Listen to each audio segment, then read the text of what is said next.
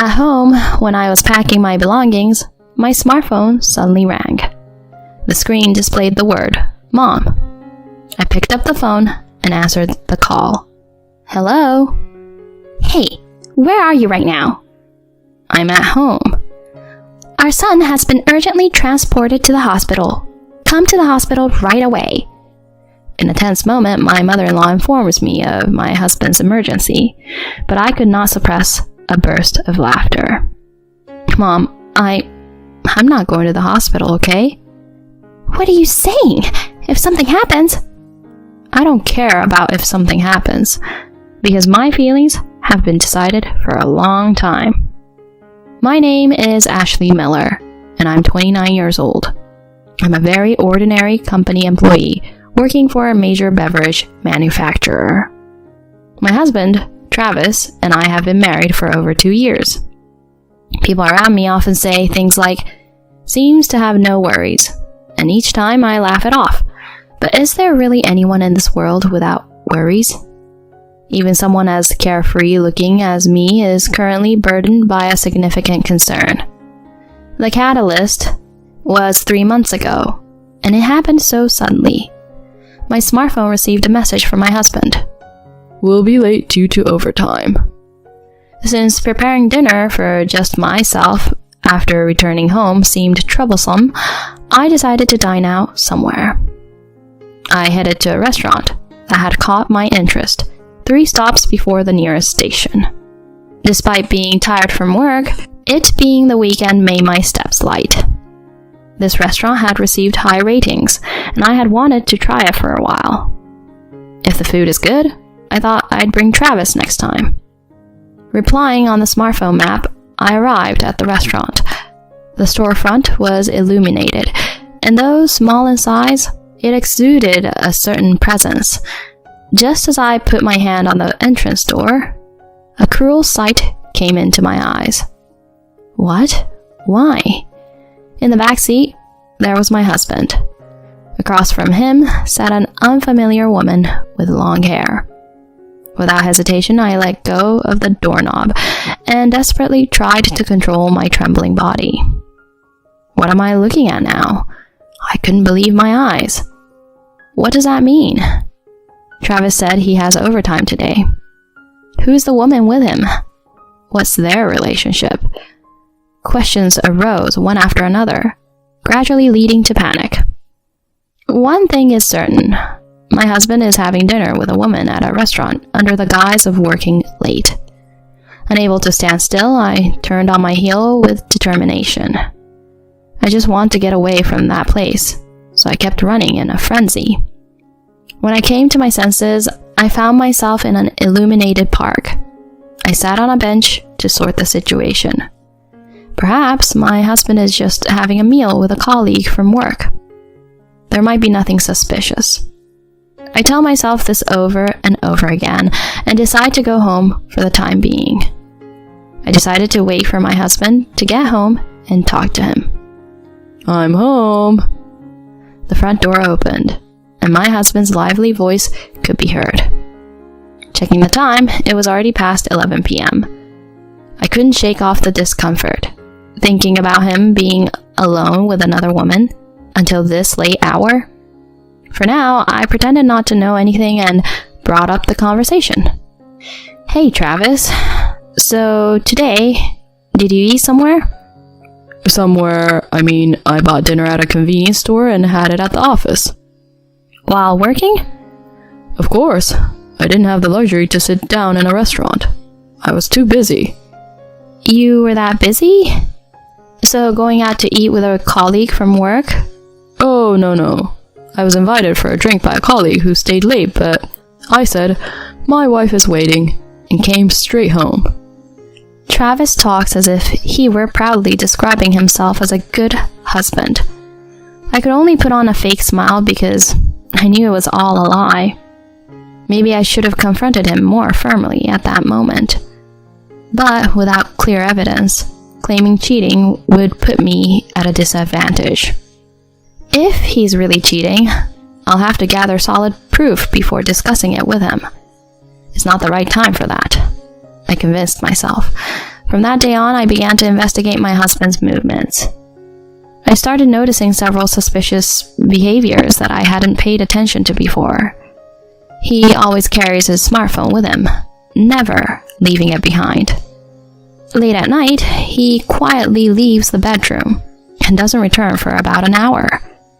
And the frequency of overtime has noticeably increased compared to before. Overtime work, which used to be at most a few times a week, occurs now almost daily. Business trips, which used to occur once every few months at most, have increased every month in the past 6 months. With the unmistakable oddities in my husband's behavior, I became convinced. He is indeed cheating. And the other woman is the one with the long hair I saw that time. From then on, things progressed quickly. Since my working hours end an hour earlier than my husband's, on days when I received a notice about overtime, I started waiting for him at a cafe where I could see his office. When he came out, I followed him and, as expected, found him meeting his affair partner in an alley. It was a woman I saw at that restaurant. The two of them boldly embraced, exchanging kisses a few times. I recorded that moment on my smartphone, enduring the nausea. Afterward, they hailed a taxi and disappeared somewhere. Since further tailing them was difficult, I abandoned the pursuit there. Back home, I checked the video, but due to the darkness, it wasn't very clear. I don't know if this is enough evidence. So I decided to take the bold step of hiring a private investigator. While searching for a reputable detective agency on my computer, my smartphone rang. When I realize it's my mother-in-law calling, my brow furrows involuntarily. Letting out a deep sigh, I switched my mindset and answered the phone. Hello? Ah, Ashley, it's me. What were you doing just now? Huh? Right now? Well, I was doing some research on the computer. Huh. You answered the phone earlier than usual, so I figured it must be something like that.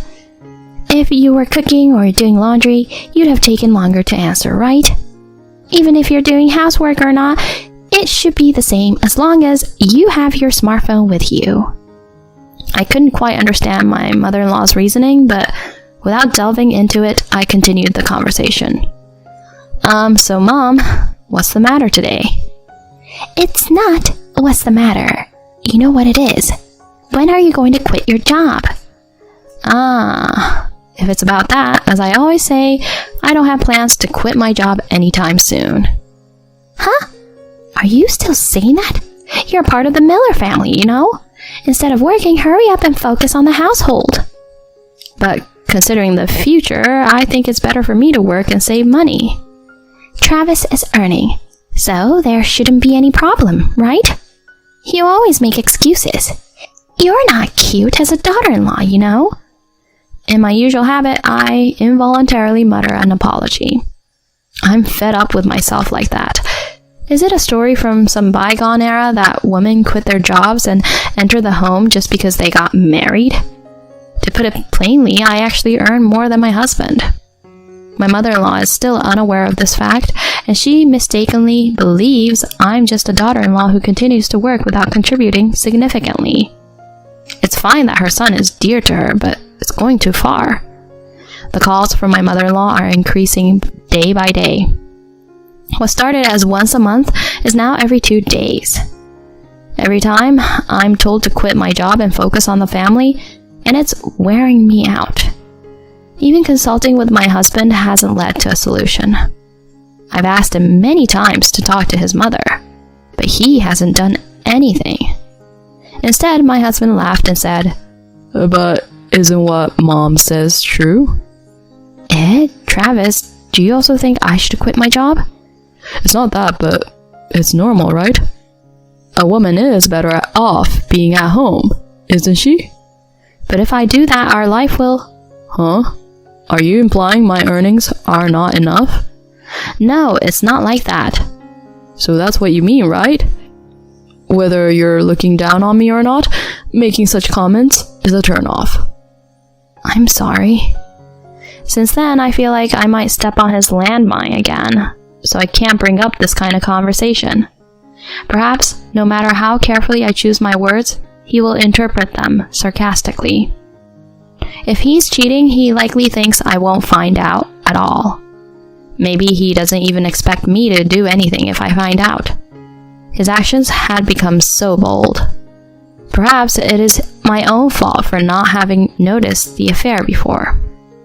But the fact remains that cheating is far worse. Afterward, I found a reputable private investigator. So I decided to request an investigation of my husband's affair to find out who the other party was and to get proof of the affair. A few days later, when I went to inquire about the results, the outcome confirmed my suspicions. The person involved in the affair was a woman named Rachel Silva, a colleague at the same company as my husband. I was thinking that I would like to have more evidence when my husband made the following comment. Next weekend, I have a business trip. Business trip? Where to? Chicago. I'll buy souvenirs, so look forward to it. Got it. I'm looking forward to it. I don't know if he's really going on a business trip or if he's going out with his affair partner. Anyway, I decided to inform the investigator at the private detective agency about this fact and request an investigation. While he's away on the business trip, I decided to visit my parents' house. A week later, my phone suddenly rang in the morning. The screen displayed, "Message from Mom." While thinking that this might be the last time I talked to her, I tapped the call button. Hello? Hey, where are you right now? My mother-in-law inquires about my whereabouts with a sense of urgency. I knew that this was not a normal situation, but I responded calmly. Now? I'm at home. Home? Then pack your bags right away. Huh? What do you mean? Travis has been rushed to the hospital. Come to the hospital immediately. Rushed to the hospital? Why do you, Mom, know about it? We got a call. He told the ambulance crew to call me, not his wife, you. My mother-in-law explains this to me with a somewhat triumphant tone. Perhaps my husband asked his mother to contact me, fearing that his affair would be exposed. Unaware of this, my mother-in-law yelled at me. Are you listening? Travis had an accident. He's conscious, but he can't move his body. No, really? Oh, really? Is that all you can say? Anyway, come to the hospital right away. Here's the location. The hospital's address and phone number are provided through the phone. However, such irrelevant details don't register in my ears. My mind is filled with a sense of serves you right, so those details don't matter. Simultaneously, I became convinced that the timing for revenge is now and no other time. Are you even listening? My mother-in-law raises her voice and I quietly respond. Mom, I won't go to the hospital. What are you saying? If something happens... If something happens? Even if something were to happen, it's his own fault, isn't it? I'm going back to my parents' house. Huh? Are you serious? Your husband has been rushed to the emergency room.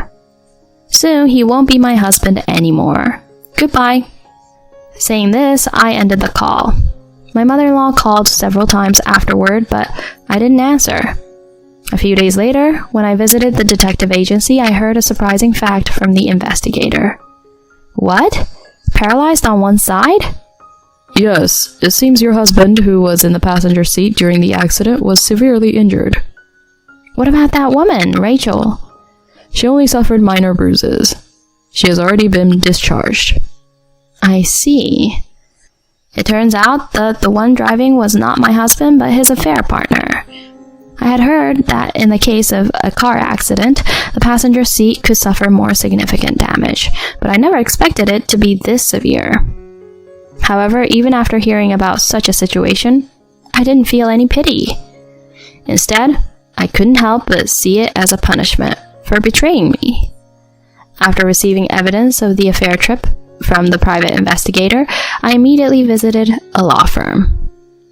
Since the evidence was solid, I was able to quickly initiate divorce proceedings and claim alimony.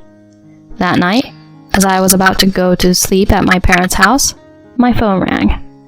My husband's name appeared on the screen. With the intention of settling things with this call, I answered. Hello?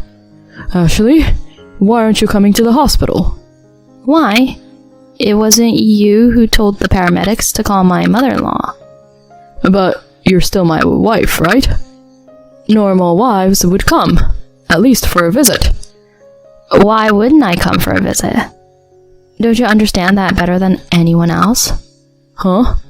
Did you think you weren't caught? Your affair?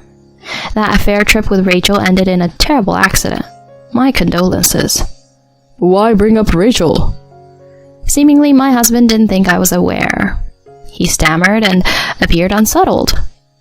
In the background, my mother-in-law's voice could be heard asking, What's going on? It seemed she didn't comprehend the situation. Making sure she heard, I responded loudly. I knew you were cheating. I was just waiting for the right moment. Even this time, I went back to my parents' house when you went out. Wait a minute.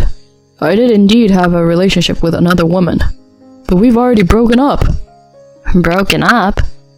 As soon as I became partially paralyzed, she said, I can't handle caregiving.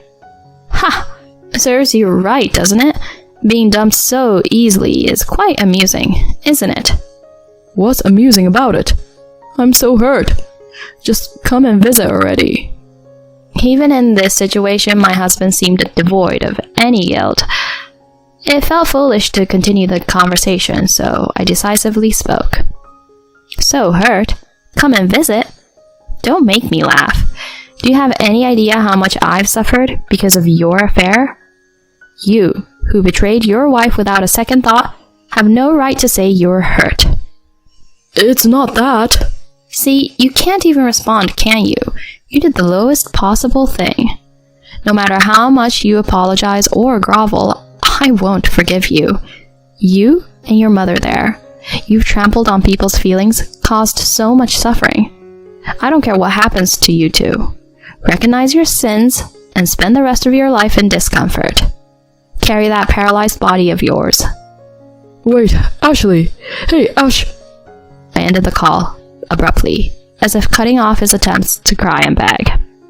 To avoid further involvement, I set the call to reject all future calls. Later on, we divorced. He and his cheating partner were charged a reasonable fee for the affair. The lump sum alimony payment apparently left Travis's savings in the negative. With his inability to work as before, his income essentially became zero. He was left paralyzed and in debt. He is now living with his mother at his parents' house, but his body is not doing what it wants, and he seems to be getting more and more stressed every day. Because of that, he and his mother are arguing loudly, their arguments reaching the whole neighborhood. But honestly, I don't feel sorry for them. It seems like the right consequence. At best, I hope he suffers and atone for his sins. I, on the other hand, live peacefully at home with my parents. I talked to my job about it and asked to move closer to home. After dealing with a lot, I want to be a bit kinder to myself. If I get the chance to meet someone nice, I'll take my time and build a good relationship.